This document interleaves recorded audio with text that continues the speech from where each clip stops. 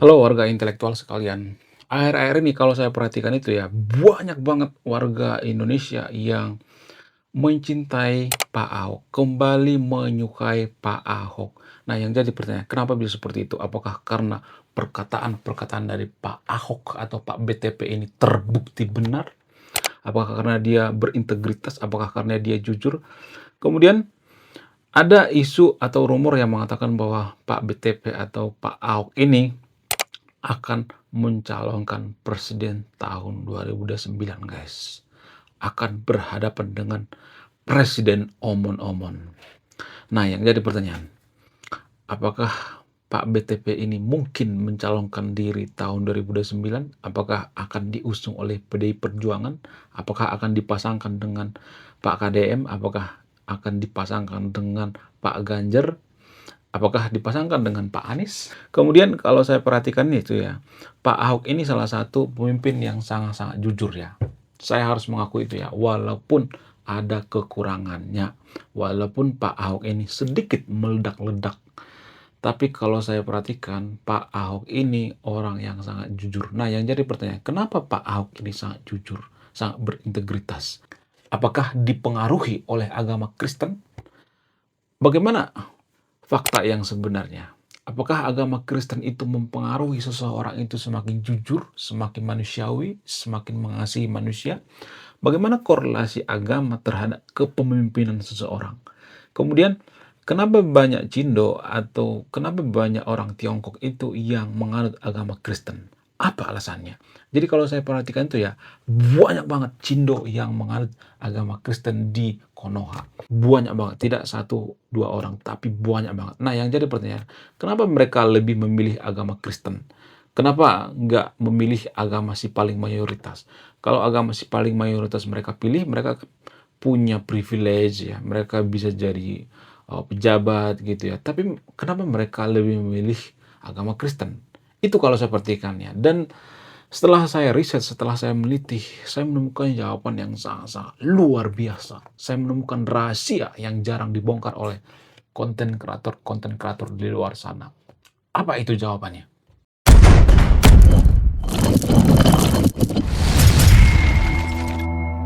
Kenapa banyak Cindo, kenapa banyak orang China itu yang menganut agama Kristen?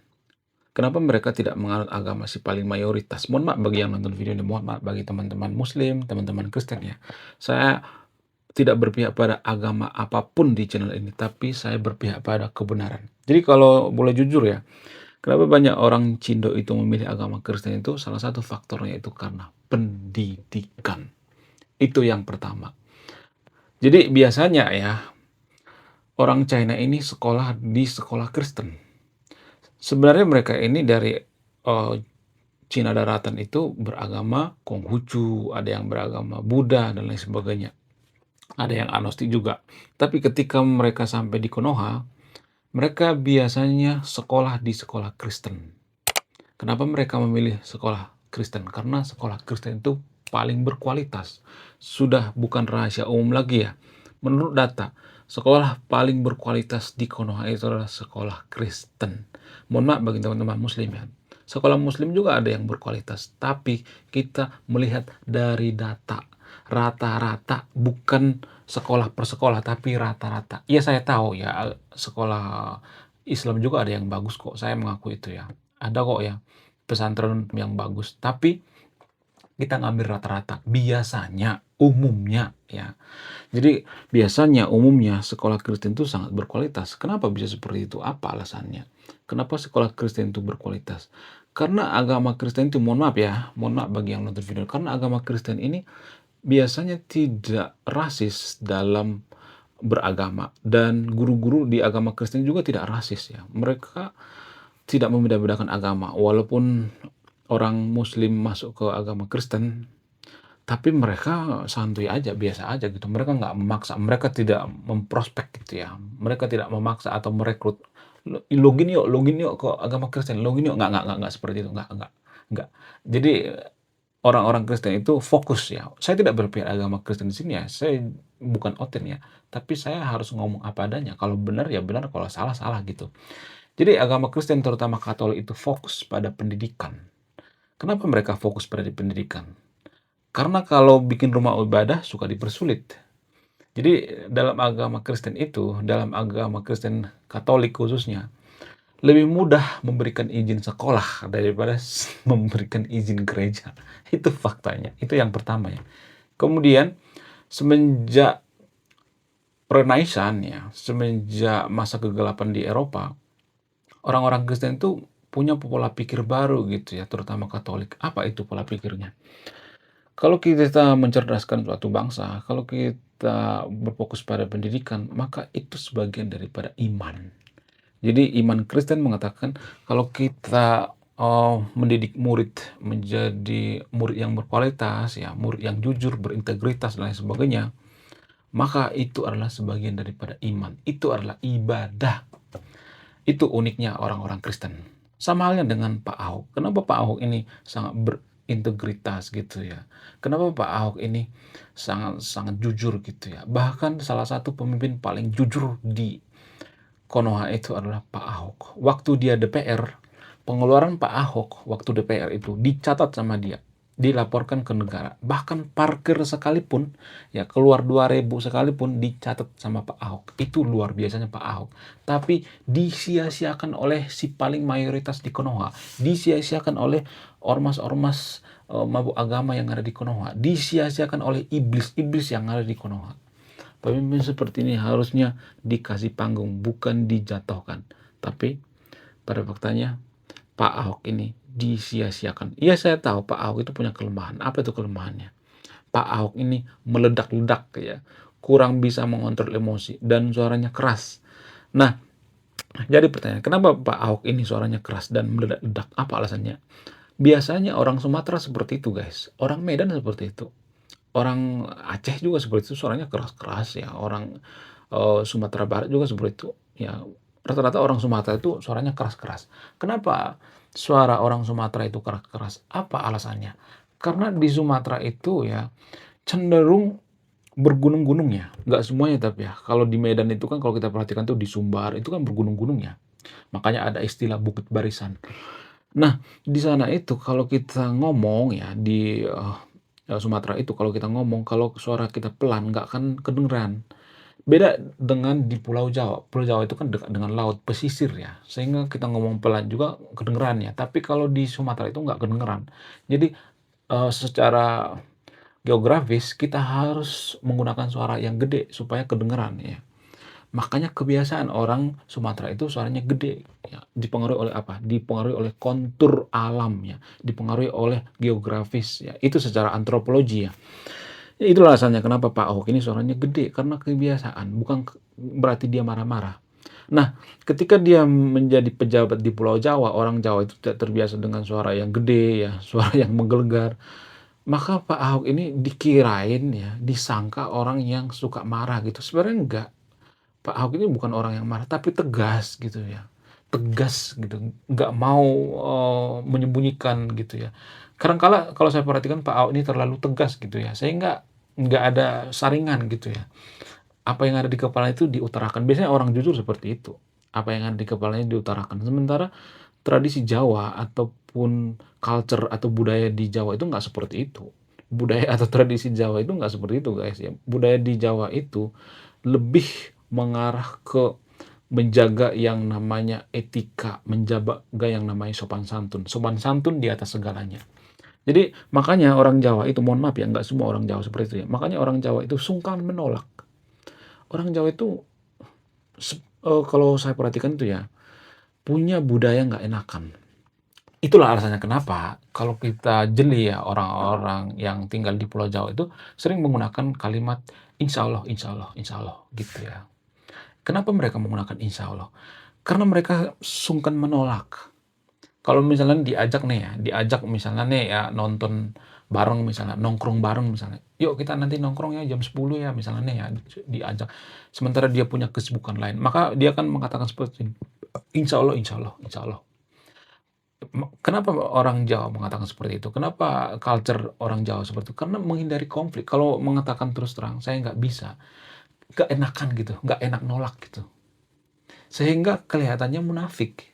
Mohon maaf ya, Mohon maaf bagi teman-teman yang nonton ini, teman-teman yang berasal dari Pulau Jawa ya.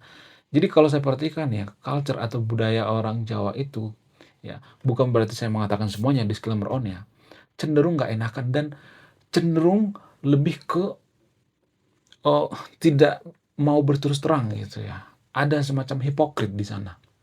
Kalau orang Sumatera nggak seperti itu. Orang Sumatera tuh belak-belakan. Sama seperti Pak Ahok misalnya, ketika dia diajak nongkrong. Oh nggak bisa, nggak bisa.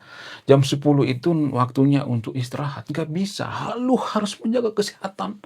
Lu nggak bisa berkeliaran. Apa-apaan lu.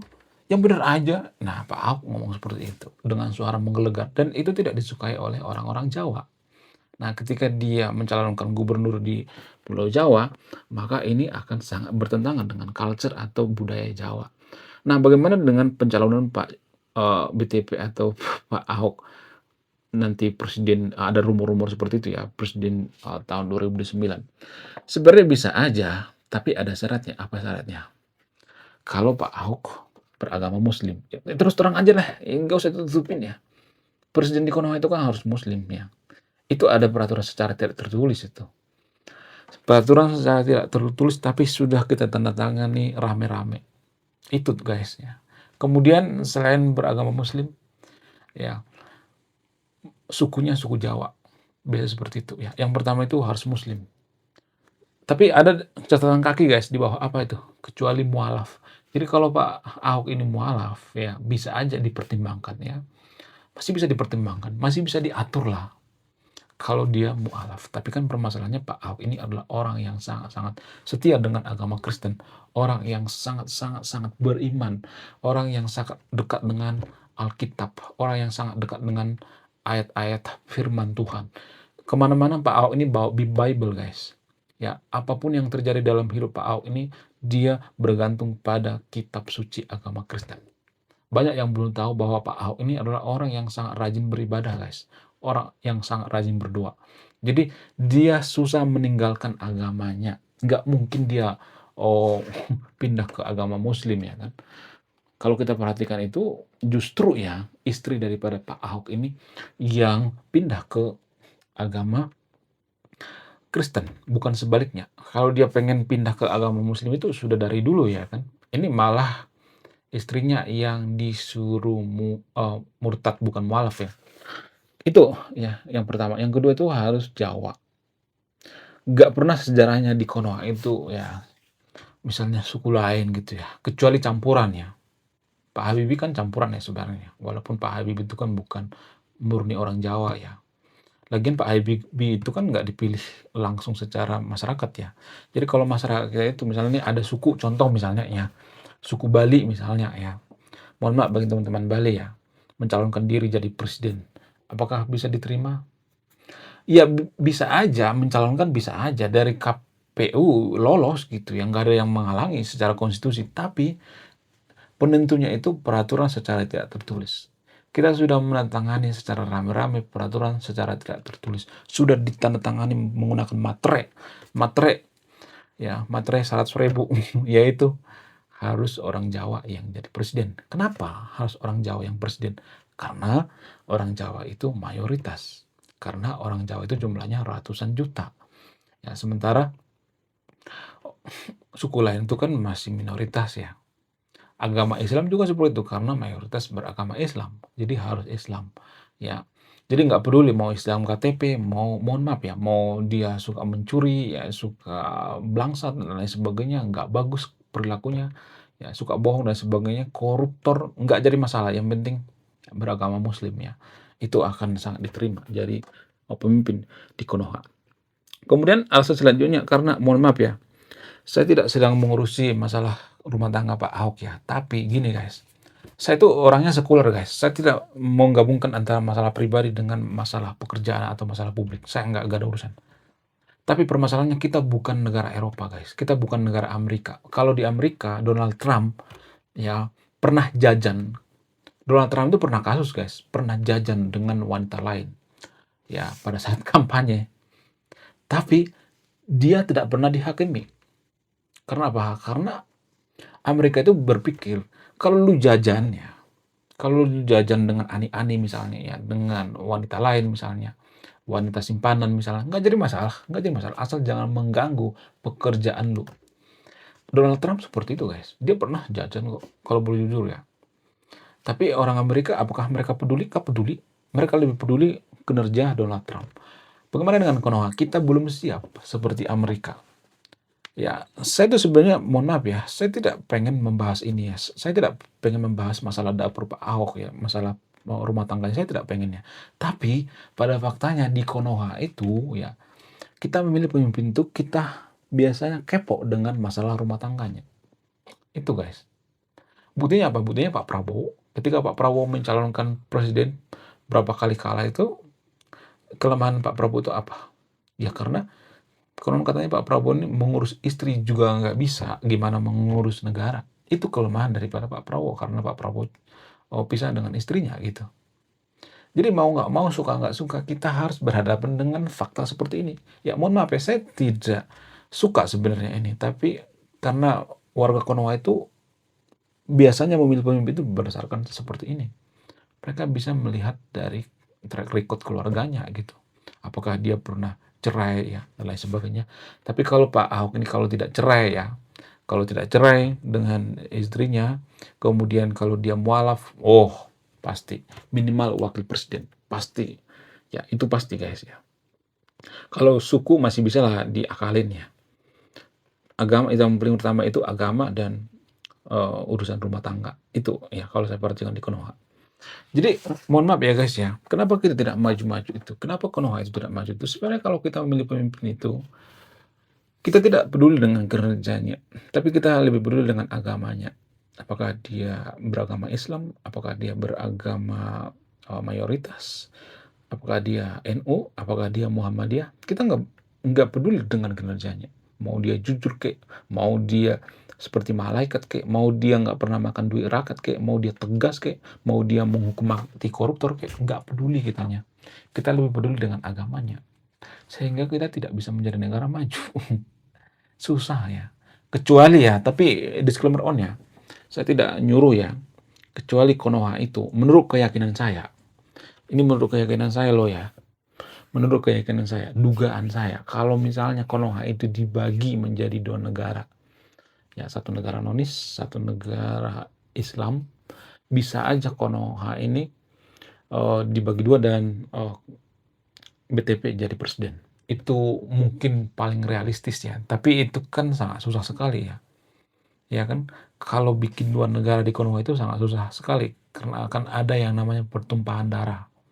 Kalau saya perhatikan tuh ya, mohon maaf bagi yang nonton videonya ya, kalau saya perhatikan itu, justru umat nonis yang ada di Konoha ini ya, Kristen dan lain sebagainya, Hindu, Buddha dan sebagainya itu masyarakat kelas 2. Jadi ada semacam kasta kalau saya perhatikan. Kasta pertama itu Muslim ya, Muslim Jawa.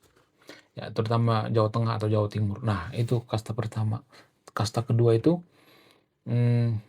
yang sukunya minoritas gitu ya, seperti orang Jawa Barat gitu ya. Itu kasta kedua. Kemudian nonis seperti Kristen, Hindu, Buddha dan sebagainya itu kasta ketiga, kasta paling rendah. Tanpa kita sadari ya, di Konoha tapi ya, disclaimer on ya, disclaimer on ya guys ya. Kemudian orang Papua gitu. Kenapa orang Timor Leste ngotot pengen memisahkan diri dari Konoha? Apa alasannya? Mohon maaf bagi yang nonton videonya, ini hanya di Konoha ya. Menurut keyakinan saya, karena mereka terpinggirkan. Karena mereka berpikir, ngapain kita gabung dengan Konoha? Wong orang Timor Leste nggak bakal bisa jadi presiden. Papua juga seperti itu, ngapain kita gabung ke Konoha? Wong orang Papua tidak akan bisa jadi presiden. Itu guys, kita harus melihat dari berbagai sudut pandang ya. Sama seperti Pak BTP, Pak Ahok misalnya. Kalau misalnya ada Pak Ahok, ada jutaan Pak Ahok di agama Kristen misalnya, cocok memimpin negara ini biar bisa menjadi negara maju misalnya. Apakah itu dikasih panggung? Enggak. Makanya Konoha itu banyak yang mau pisah gitu. Sebenarnya boleh jujur kan, di Konoha itu kan banyak orang yang mau pisah gitu ya, provinsi mau pisah seperti Aceh, Papua ya, Timor Leste. Mereka itu ya, ngotot ya pisah. Sama seperti Timor Leste. Timor Leste itu ngotot pindah dari Konoha itu karena apa? Karena ya itu yang mereka pikirkan ya. Mereka lebih bagus pisah. Kalau saya perhatikan ya, mohon maaf bagi yang nonton videonya. Kalau kita bandingkan Konoha dengan Timor Leste itu, Timor Leste jauh lebih jujur ya, pemerintahannya jauh lebih jujur daripada pemerintah Konoha. Korupsi, indeks korupsi, kita tuh lebih korup daripada Timor Leste, guys. Tapi kalau saya ngomong seperti nanti saya akan dihujat gitu, "Oh, kamu PKI." Enggak, beneran itu fakta yang sebenarnya, guys. Itu fakta yang jujur gitu. Jadi menurut saya pribadi ya, kita tuh memilih pemimpin itu bukan karena kinerjanya, tapi karena suku dan agamanya. Itu kalau saya boleh jujur ya.